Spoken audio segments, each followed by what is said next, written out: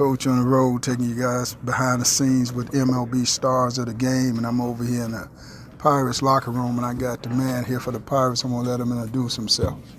KeBryan, third baseman for the Pittsburgh Pirates. And where you from? Houston, Texas. Every kid's dream of playing in the big leagues. Yes. You're in the big leagues. What's that feeling like? It's awesome, just being able to do this. In a sense, you say like this is my job, but being able to play a game for a living is, it's a lot of kids' dreams, and just growing up around baseball, this is what I wanted to do since I was a little kid, since I knew what baseball was. So just a great feeling to be able to do this every day and just try not to take it for granted. As I mentioned, I scouted for 5 major league teams. The third major league team I scouted for was the Pirates. Okay. So, I feel like we got a little bond going on here. Yes, sir. So, what would you say to that youngster that's inspired to play in the big leagues? I think just continue to work hard each and every day, find something to get better at each and every day, and lastly, you just got to have fun doing it. But I think the biggest thing is just working at it every single day if you're able to, and just find a way to get better each and every day. And guys think you guys should show up at the ballpark and play. They don't understand the dues that you got to pay along the way to play in this game. Yeah, it starts at a young age, just learning the fundamentals. I think that's the biggest thing. For the most part, every guy that's played in the big leagues, they've mastered the fundamentals, and then I think the guys that, whenever they're able to stay, they're able to,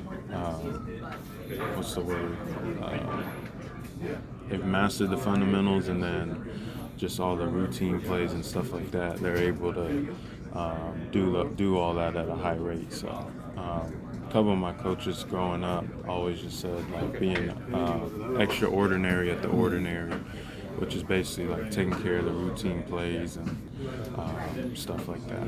I always tell my guys that you got to play hard, work hard, and be dedicated and committed to the game.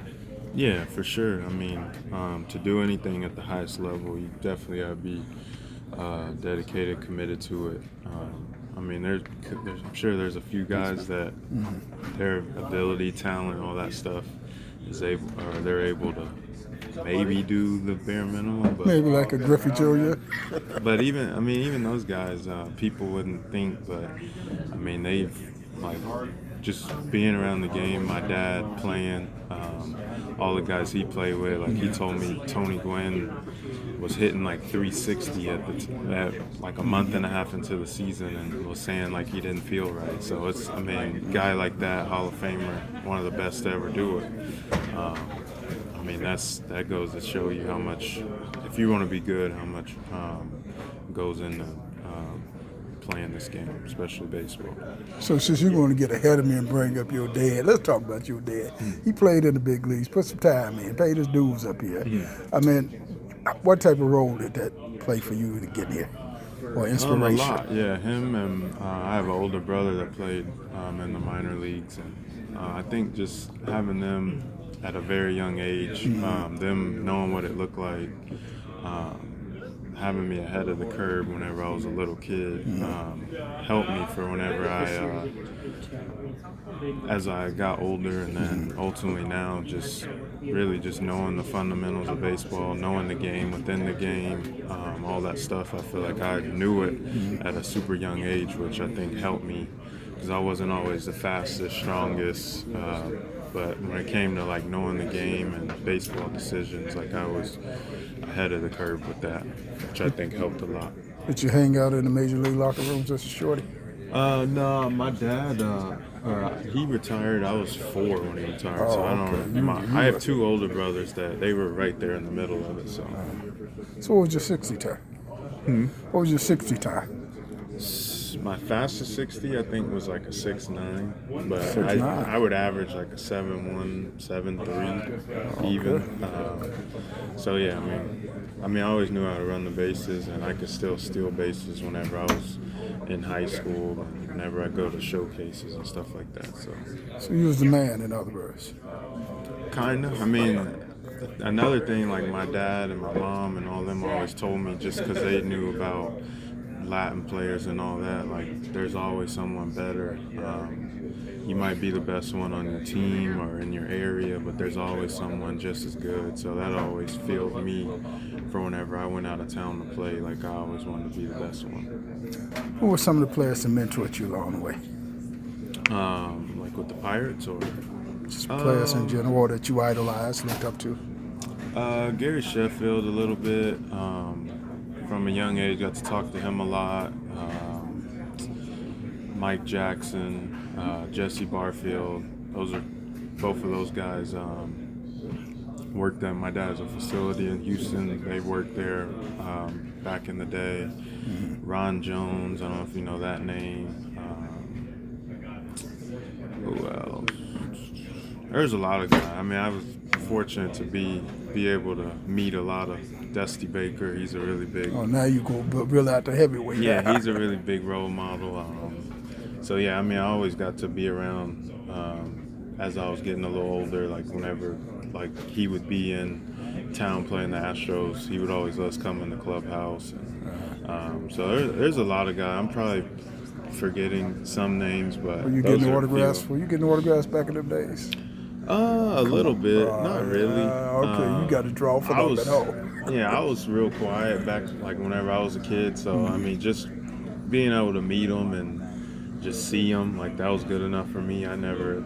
Every now and then they'd give me like some batting gloves or something like that, but I never was really one to like ask for autographs or anything. First major league hit?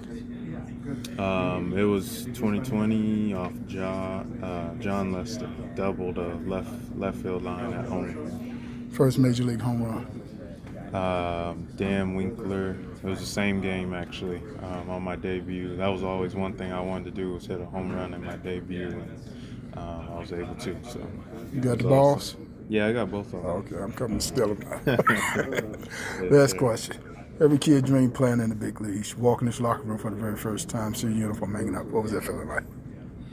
I mean, really going all the way back to just getting that call, just I mean, for me, I just started smiling just because I know how far I've came since I was little, and just this is what I always wanted to do. And unfortunately, my debut year was in the COVID year, but I mean, it's still special just to come in there, see your name with the major league uniform, and just being the nerves that you have that day. And yeah, I mean, fortunately, I was able to get to Pittsburgh like 2 days before they came off the road, so I got to practice like a day or two on the field. It wasn't like a fly-in that morning type of thing. So, and then a lot of the guys that were on the team, like I had been in big league camp, so I knew all of them